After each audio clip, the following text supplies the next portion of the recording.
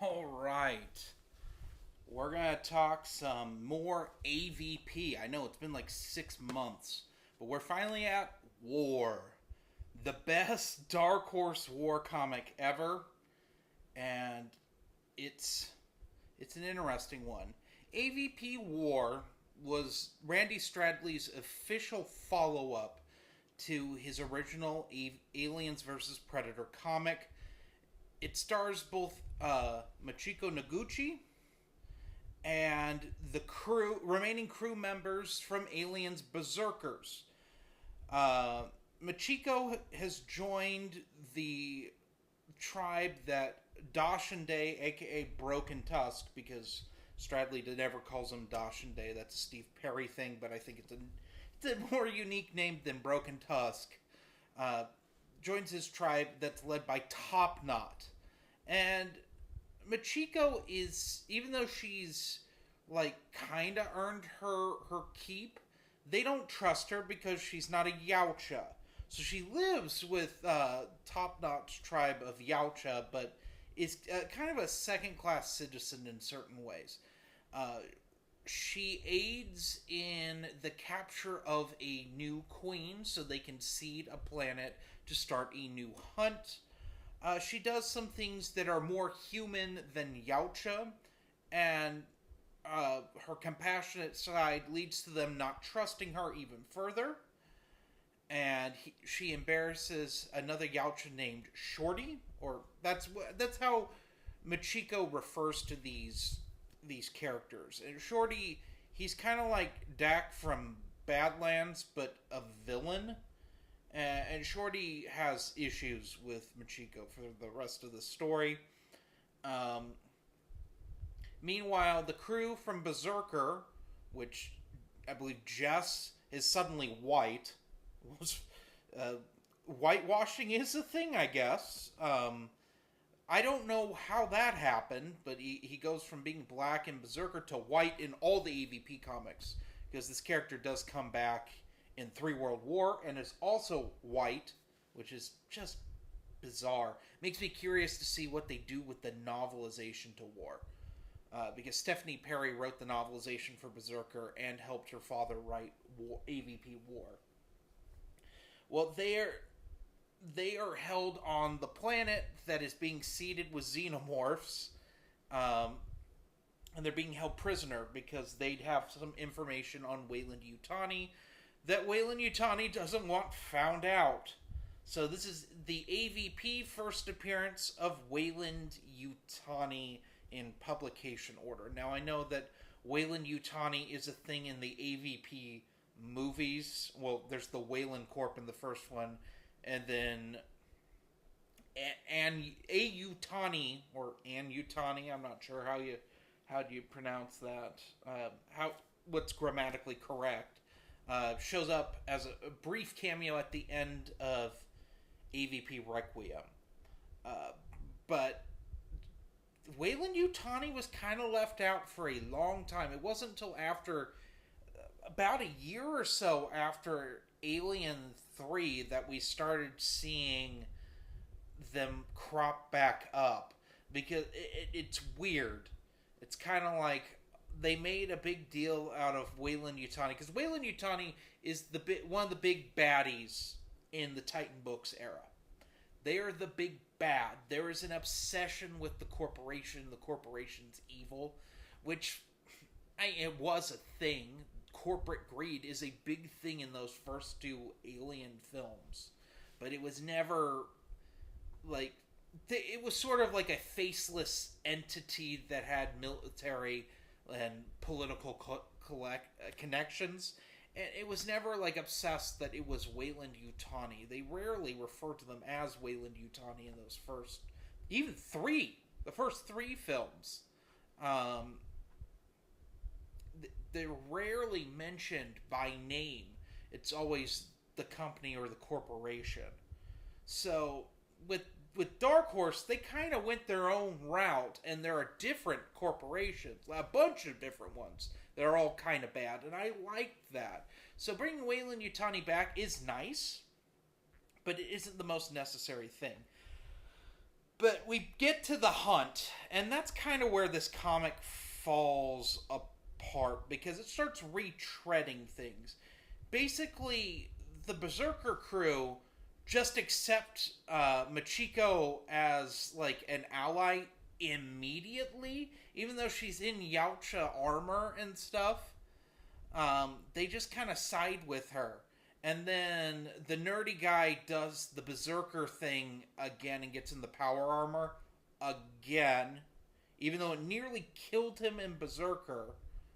But he recovers from it better this time? I don't know. It's weird. It's very lazy. Because the thing is, it's broken. If you read this collected, well, first of all, if you read it in this, you only get the first half of it, which is the capture of the queen. The second, so it doesn't even have the Berserker crew or any other humans except for Machiko. The second half's where we get our Berserker tie-in and when everything else happens. And you get that in this omnibus.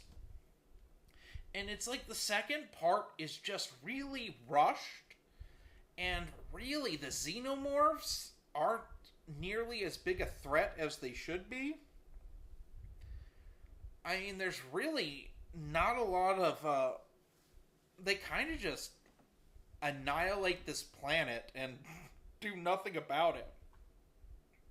Our heroes just kind of leave after Machiko gets even with some of the Yautja. It's very peculiar. And what's even more peculiar is we really wouldn't get a follow-up, to my knowledge, until 3 World War, which would come out like over a decade after this. So I believe this finally came out in like 97. I think was when it was finally, war was finally collected. And we wouldn't get any resolution to this until 3 World War in 09. Because 09's, we will get to 09 probably next year. Because 09's a very fascinating year for Aliens, Predator, and AVP. Because it's really the beginning of getting over the slump of the AVP films doing poorly at the box office. Alien and Predator they peter out after the 90s. And the 2000s are kind of a bleak period for AVP. Dark Horse attempted to make novels of all things for Aliens and Predator. They never attempted AVP novels, it's so weird because AVP, despite what I've said where this one isn't that great, it's better than most of the Predator and Aliens comics I've reviewed on this channel. It's better than the modern output of Titan Books, just about all of them. AVP War, despite being very rushed and kind of nonsensical and very plot convenient, is still, like, better than 99% of what Titan Books has published. And that's not me being like, I don't like modern things. It's just that Titan Books has really done a poor job, especially with Alien. Predator, they haven't done well with, but there hasn't been that many attempts at anything Predator, which is so weird. And this is getting into the weeds, but which of these franchises have people actually liked in recent years? It's Predator. People loved Prey. They loved Badlands. They even loved the Killer of Killers movie, although I was very critical of it. It's better than most of the Titan Book stuff. And what has Alien gotten in the last 20 years? We've gotten, or we'll be nice, we'll go last 10. So we don't count those AVP movies. We've got Prometheus, that no one liked, except for weirdos that are obsessed with Ridley Scott. We got Alien Covenant, which was worse than Prometheus. We got Alien Romulus, which was ChatGPT just putting member berries in a movie. And then we got Alien Earth, which is one of the worst things that Fox has ever produced. it's shocking how bad Alien has been. Like, for the Alien is always the one because it's the oldest of these three IPs. Because yes, AVP is its own intellectual property in my mind. Because it's more consistent than the other two. It has the better games. It has the better comics. It has the better novels. AVP only has one bad novel, and by Titan Book standards, it's one of the best things they've released. We've got, like, all the Yautja Predator lore comes from AVP. It doesn't come from Predator, really. Predator, they were so determined to just remake the original film in every comic that it really hampered the Predator output in the 90s. And I've been very critical of the Predator stuff. If it wasn't like a period piece setting with a Yautja in it, it really wasn't that good after, 93? Like, once Predator 3 never got off the ground, they just fell apart. I don't know why, but Alien's the oldest, and Alien falls apart as an intellectual property in 1993. And there's really they've never come back from that. And sure, there's going to be some good stuff that we'll review, because we're now into 94 with the Aliens stuff. But they never, especially continuity-wise, the continuity just goes out the window after the Alien 3 movie comes out. They threw so many miniseries out in 1993 to cash in on Alien 3 coming out, and they're almost all unreadable. AVP, and I stand by this, and it's so frustrating that Marvel hasn't done an omnibus of the AVP comics. They haven't, and it doesn't look like they intend to at this point. That's kind of why I do these reviews. I want them to. Because people deserve to read this stuff. Because it's really good Dark Horse comics from Dark Horse's heyday. The mid-90s into the mid-2000s. That was just Dark Horse. 9 times out of 10 it was going to be decent to good. With good art. The AVP War is no exception. It has very solid art. I just wish it had been a little longer. Because the thing with the original AVP comic is that there were really good characters in there. And really good character motivations. This relies on, hey, did you read Berserker? Hey, did you read the first AVP? Here are characters from those. You're supposed to like them. And yeah, I do like those characters from those things, but you're relying on member berries, and for instance, when I got this, Berserker wasn't available. The AVP omnibuses came out before they released all the Dark Horse Aliens and Predator omnibuses. This came out I want to say 09, maybe 07. I'm looking right now. Yeah, it came out in 07. So this came out right when I hit middle school. And so I just ate this stuff up. But the Alien stuff wouldn't come out for at least another year. They did 2 AVP omnibuses. Then they did Aliens, which they did 6 of those. They did 4 Predator ones. In this Dark Horse format. But since Marvel got the rights, they've done just about all the Alien comics that were done by Dark Horse, with the exception of the ones that tied in to the Fire and Stone and Life and Death events. They did almost all the Predator stuff except for 2 short stories that I've already reviewed. That they just were. It offended their political sensibilities too much, and they didn't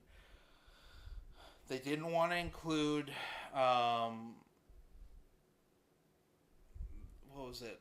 Hell Come a Walkin' and something Gold, which was a Dark Horse Presents story because it deals with a certain German political group from the 40s and the Southern Confederacy from the U.S., which was very frustrating and cost me more money than I care to admit to try to get those comics in omnibus form. I ended up picking up the 4th omnibus of Predator for that. But AVP has never been republished. In fact, when Dark Horse did their weird digital like 2-in-1s and 3-in-1s in the 2010s, they seem to have omitted AVP. I don't know why, other than AVPR did poorly. And they've never really done anything with AVP since. Yeah, they will throw a comic out there here or there, like Thicker Than Blood or 3 World War, but it's like every 5 years or so. Then there was that weird push when Titan got the rights to Alien and Predator. They did some AVP stuff. They did that 3rd Rage War novel. They did Rift War. They did the short story collection, and then they did nothing. We haven't gotten an AVP video game since 2009, which is, for all the negative criticism I think AVP 2009 gets as a game, it's pretty solid. As far as FPSs went for that time, it's better than most of them. It has problems, but I've replayed it in the last few years, and it's worth your time. I just wish that AVP got the respect that I think it deserves, and it gets the reprinting, especially when we're getting like the Further Adventures of Indiana Jones is getting reprinted in September. We're getting some nice, it looks like slipcase versions of that. And after Dial of Destiny, I didn't think we would get anything. I was hoping we get reprints of something Indiana Jones from Marvel. But if they do that, then I think they might do AVP, because that's a property they own that I think would sell very well, and would be worth your time to check out. Anyway, to get back on track, what would I rank AVP War by Randy Stradley? I probably give it a 3.5 out of 5. It's better than average. It has some strong characters from other comics, but you'd have to, in order to really get everything out of AVP War, you need to have at least read the first AVP comic. You could probably get away with Berserker. They do explain what happened, what you need to know from Berserker when reading AVP War, but having read Berserker, you should read Berserker before AVP War. Also, changing a character's from black to white is just peculiar. I don't know what they were thinking with that. It's really frustrating and confusing. Like, why? That's so weird. Anyway, have a good one.